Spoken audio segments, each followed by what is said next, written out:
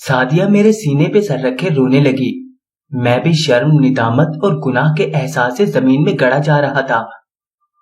کچھ سمجھ نہیں آ رہا تھا کیا کروں کیا نہ کروں۔ میں سعدیہ کے سامنے دونوں ہاتھ باندھ کے کھڑا ہو گیا اور کہا کہ جو گناہ مجھ سے سرزد ہو گیا ہے، اگرچہ میں کسی صورت بھی معافی کا حقدار نہیں، پھر بھی تم سے معافی مانگتا ہوں۔ ہو سکے تو اس گناہگار کو معاف کر دینا، کیونکہ میں نے اب زندہ نہ رہنے کا فیصلہ کر لیا ہے۔ تم کو گھر پہنچا کر میں کہیں دور جا کے خودکشی کر لوں گا۔ سعدیہ نے یہ سنا تو رونا بند کر دیا۔ میرے دونوں ہاتھ پکڑ کے بولی، بھائی جو گناہ آپ نے کیا ہے میں بھی اس گناہ میں شریک تھی۔ آپ خودکشی کر لو گے تو کیا میں زندہ رہ پاؤں گی؟ اور ہم دونوں کے اس طرح موت پر لوگ انگلی نہیں اٹھائیں گے کیا؟ دنیا ہمارے ماں باپ اور بہن بھائیوں کا جینا حرام نہیں کر دے گی کیا؟ تو کیا کروں؟ مجھے کچھ سمجھ نہیں آ رہا۔ میں نے پوری بے بسی اور رو دیتے ہوئے کہا، کیوں نہ ہم اس وقت کو ہی مار دیں جو ہم پر بیت چکا ہے۔ سعدیہ نے رازدارانہ انداز میں مشورہ دیتے ہوئے کہا۔ میں نے حیرانی سے اسے دیکھتے ہوئے پوچھا، کیا مطلب؟ مطلب یہ کہ کیوں نہ ہم اس وقت اور اس واقعے کو یہیں دفن کر دیں اور بھول جائیں کہ یہ واقعہ کبھی ہمارے ساتھ پیش آیا تھا۔ ہم وہاں سے شروع کرتے ہیں جہاں 2 گھنٹے پہلے ہم تھے۔ اگرچہ میں اس کی بات سے متفق ہو گیا تھا، لیکن گناہ کے بوجھ سے میرے کندھے جھکے ہوئے تھے اور نگاہ اوپر اٹھ ہی نہیں رہی تھی۔ ہم دونوں اٹھے تو دیکھا کپڑے کیچڑ سے بھرے ہوئے تھے۔ بارش کا پانی ایک جگہ جمع ہوا تھا جس سے ہم نے کپڑوں سے کیچڑ اتاری۔ سعدیہ کی شلوار پر خون بھی لگا تھا جسے ہم نے دھونے کی کوشش کی، لیکن دھبے بدستور برقرار رہے تو ہم نے ان دھبوں پر اچھی طرح سے کیچڑ مل دی تاکہ خون نظر نہ آئے۔ وہاں سے ہم یہ عہد کر کے چلے کہ یہ جو وقت گزرا ہے ہم اسے بالکل بھول جائیں گے جیسے کچھ ہوا ہی نہیں۔ ہم گھر پہنچے تو گھر میں تمام لوگ کافی پریشان تھے۔ جیسے ہی ہم کو دیکھا تو ان کی جان میں جان آئی۔ امی تو ہم دونوں پر فدا ہو رہی تھی، کبھی مجھے اور کبھی سعدیہ کو باہوں میں بھر بھر کے چوم رہی تھی۔ ہم نے نہا دھو کر کپڑے تبدیل کیے، پھر کھانا سب نے مل کر ہی کھایا۔ کھانے کے دوران میں کبھی کبھی آنکھ اٹھا کر سعدیہ کو دیکھ لیتا، مجھے نہیں معلوم کہ وہ بھی مجھے دیکھ رہی تھی یا نہیں۔ آج ہمارے ساتھ بیتنے والا ہر پل میری نظروں میں گھوم جاتا۔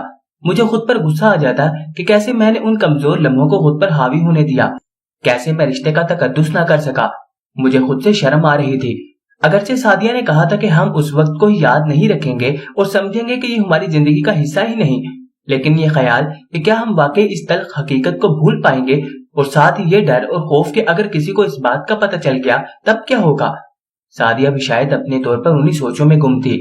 کھانے کی میز سے اٹھے تو بجائے ٹی وی لاؤنج میں بیٹھنے کے میں اپنے روم میں چلا گیا۔ امی نے سعدیہ سے بھی کہا کہ اس کی حالت بھی ٹھیک نہیں لگ رہی، وہ بھی جا کر اپنے بیڈ روم میں آرام کرے۔ سعدیہ جو امی کو برتن سمیٹنے میں ہیلپ کر رہی تھی، جی اچھا کہہ کر اپنے بیڈ روم میں چلی گئی۔ صبح کافی دن چڑھ آیا تھا جب میری آنکھ کھلی، وقت دیکھا تو دن کا 1 بج رہا تھا۔ میں جھٹکے سے اٹھ بیٹھا، گھر کے تمام کمروں میں جھانک کر دیکھا پر گھر میں کوئی موجود نہ تھا۔ میں ٹی وی آن کر کے بیٹھ گیا۔ 1000 طرح کی سوچیں تھی جو میرے دماغ کو بوجھل کیے ہوئے تھی۔ خوف میرے دماغ میں گھنٹیاں بجا رہا تھا۔ مجھے لگا جیسے میں پاگل ہو جاؤں گا۔ اگر تھوڑی ہی دیر بعد امی اور سعدیہ واپس نہ آ گئی ہوتی تو مجھے پورا یقین تھا کہ میں چیخنے چلانے لگتا۔ اندر کی وحشت تھی جو مجھے پاگل کیے جا رہی تھی۔ امی نے آتے ہی مجھے پوچھا کہ میری طبیعت اب کیسی ہے، تو میں نے کہا ٹھیک ہوں۔ تب امی نے بتایا کہ رات میں اور سعدیہ سخت بخار میں تھے، لیکن صبح چونکہ میں گہری نیند میں تھا اس لیے وہ سعدیہ کو اکیلے ہی ڈاکٹر کے پاس لے گئی تھی۔ انہوں نے ڈاکٹر سے لائی ہوئی دوائی مجھے اور سعدیہ کو پلائی۔ وہ کہہ رہی تھی، فکر نہ کرو، شام تک تم دونوں بالکل ٹھیک ہو جاؤ گے۔ کل بارش میں بھیگتے رہے ہو نا، اس لیے بخار ہو گیا ہے۔ میں نے بس اوں آں ہی میں جواب دیا، جبکہ سعدیہ صوفے کے کونے پر کمبل لیے آنکھیں بند کر کے لیٹی تھی۔ وہ کچھ نہ بولی۔ میں چور نگاہوں سے کبھی کبھی سعدیہ کو دیکھ لیتا اور پھر نظریں جھکا لیتا۔ شام تک واقعی ہم ٹھیک تھے۔ سعدیہ بھی شام کو امی کے ساتھ کچن میں ان کی ہیلپ کر رہی تھی اور میں بھی تھوڑی دیر کے لیے گھر سے باہر نکل آیا۔ میں کوشش کر رہا تھا کہ اس واقعے کو دماغ کے کونے خطروں سے کھرچ کر پھینک دوں، لیکن میری ہر کوشش ناکام ہو رہی تھی۔ میں جتنا بھولنا چاہتا تھا وہ اتنا ہی دماغ میں فلم کی طرح چلنا شروع ہو جاتا۔ میں بظاہر ٹھیک تھا، لیکن میرے اندر کا خلفشار مجھے چین نہیں لینے دے رہا تھا۔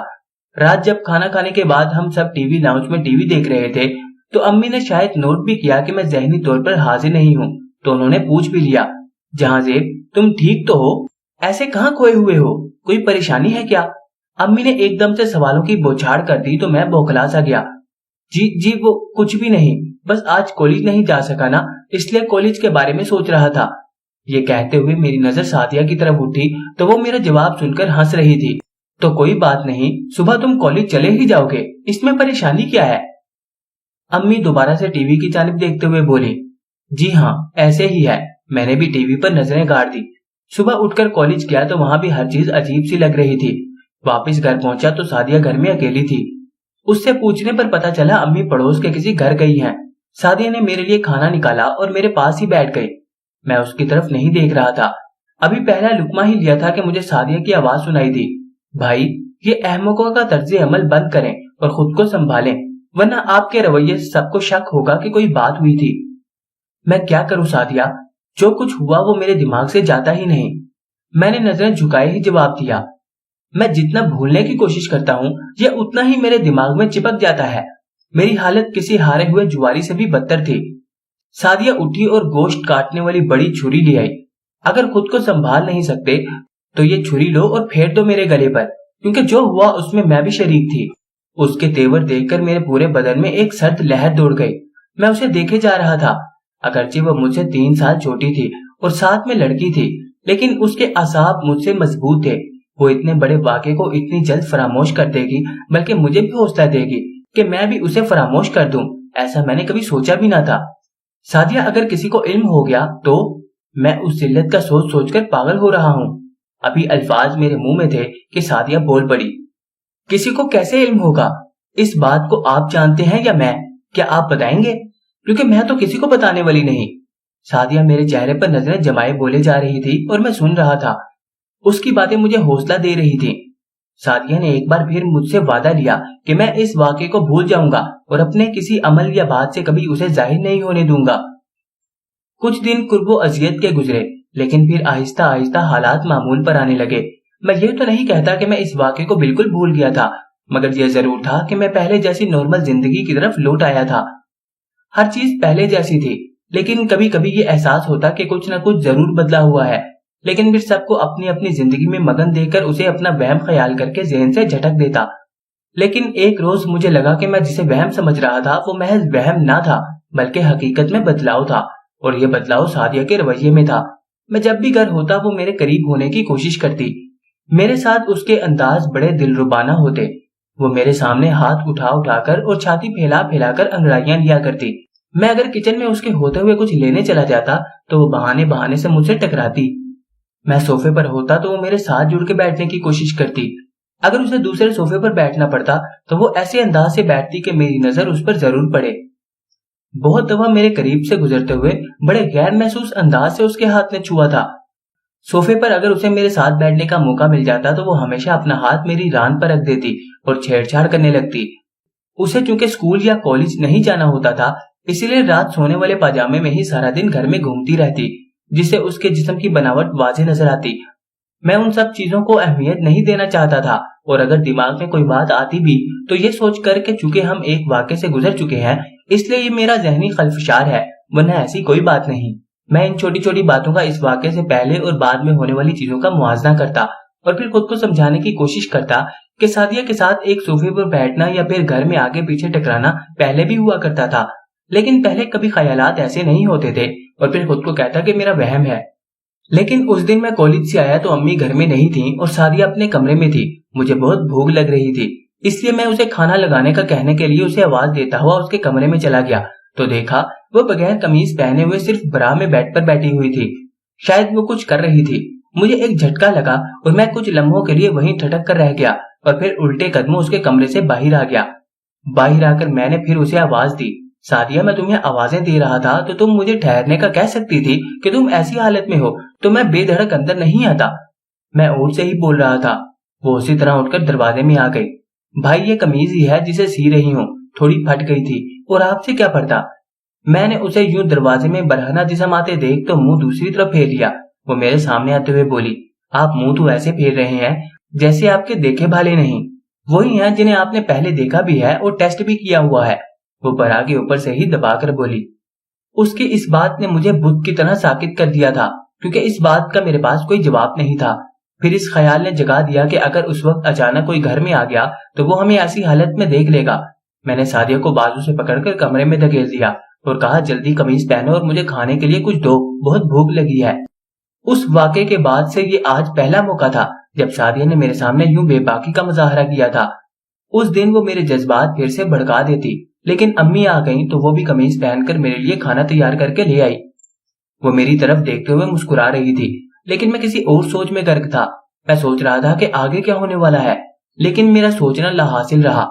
सादिया बर्तन उठाने आई तो सरगोशी से कह गई, भाई सोचकर अपनी जान हल्कान ना करें, बस जिंदगी के धारे पर बहते रहें।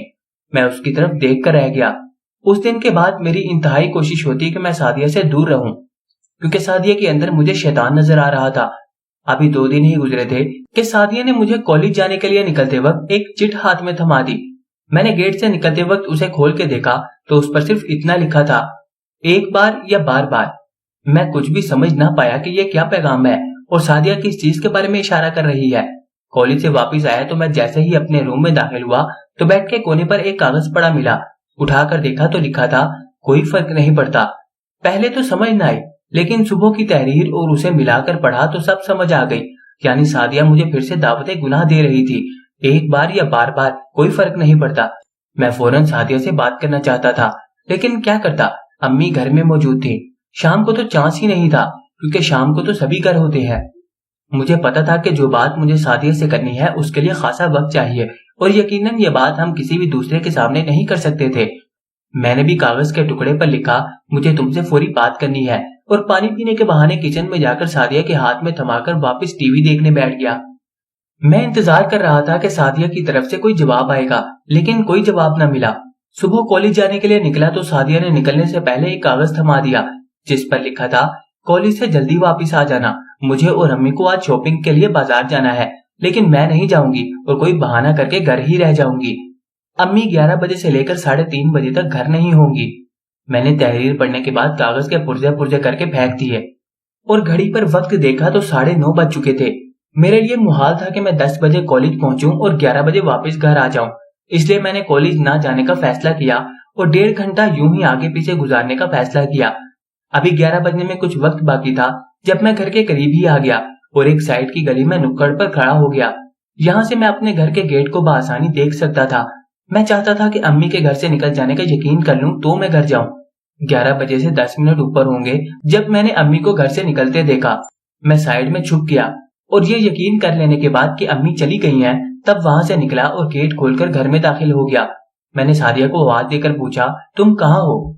तो उसने अपने कमरे से आवाज दी, मैं अपने रूम में ही हूँ, आप भी इधर ही आ जाओ। मैं उसके रूम के अंदर दाखिल हुआ तो वो ड्रेसिंग टेबल के सामने स्टूल पर बैठी थी। उसके बाल खुले थे, जबकि कपड़ों के नाम पर सिर्फ एक पैंटी थी जो उसकी शर्मगाह को छुपाए हुए थी, बाकी सारा जिस्म बरहना था। सादिया, तुम जो चाह रही हो ठीक नहीं है। मैंने आगे बढ़कर उसके बेड से चादर खींची और उसका जिस्म ढांपते हुए कहा। अगरचे उसे नंगा देखकर मेरे तन बदन में भी आग लग गई थी, लेकिन मैंने खुद को कंट्रोल करते हुए कहा, देखो जो गलती हुई सो हुई, अब जरूरी नहीं कि हम वही गलती दोबारा करें। मेरी बात अभी मुकम्मल नहीं हुई थी कि सादिया बोल पड़ी, क्या गलत और क्या सही, ये सोचने की हद हमने बहुत पहले अबूर कर ली। अब फर्क नहीं पड़ता कि हम उन हदों को कितनी बार फैलाते हैं। लेकिन सादिया, मैंने बात करना चाही तो सादिया ने फिर दरमियान में ही मेरी बात काट दी। लेकिन क्या? आप ही बताओ, उस दिन आपको मजा आया था कि नहीं? ये कैसा सवाल है? मैंने जवाब देने के बजाय उल्टा सवाल किया तो सादिया उठकर मेरी तरफ बढ़ते हुए बोली, बात गोल करने की कोशिश ना करें, ये बताएं मजा आया था कि नहीं? मुझे तो बहुत आया था। ये कहते हुए एक शैतानी मुस्कुराहट उसके होंठों पर थी। मुझे भी आया था, पर सादिया वो हालात कुछ और थे जिनकी वजह से हमसे ये शैतानी फेल सरजद हुआ। मैं बात कर रहा था और वो मेरे बिल्कुल सामने आकर खड़ी हो गई। उसकी छाती तनी हुई थी और बिल्कुल मेरी आंखों के मतवाजी थी। हालात जो भी थे, लेकिन हम ऐसा कर चुके। सादिया मेरे इतने करीब आ गई कि मुझे उसके जिस्म की गर्मी महसूस होने लगी थी। उस हरारत से सादिया का बदन चमक रहा था। सादिया, हम भाई बहन हैं। मुझ पर मेरा कंट्रोल खत्म हो रहा था। भाई बहन तो हम उस दिन भी थे। सादिया तुर्की व तुर्की जवाब दे रही थी।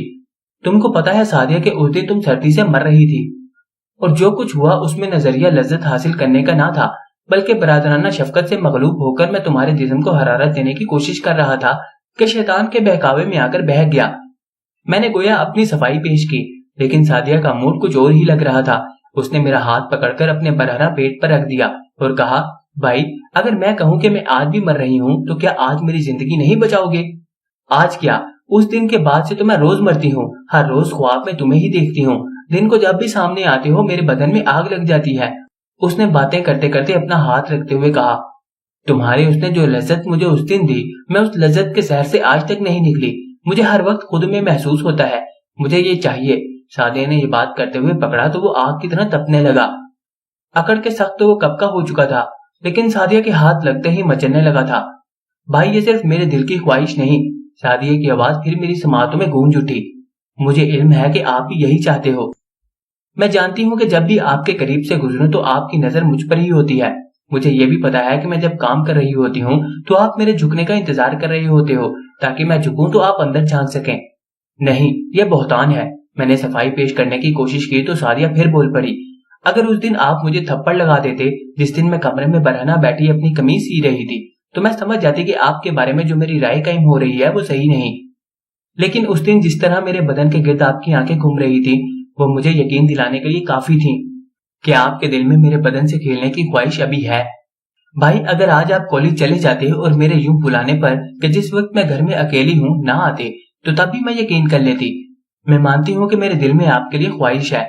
अब आप भी नकाब उतारे और जो ख्वाहिश है उसे पूरा कर ले। देखिए मैं तो बिल्कुल तैयार हूँ, बस एक ही लोग है जिसे आपने खोलना है।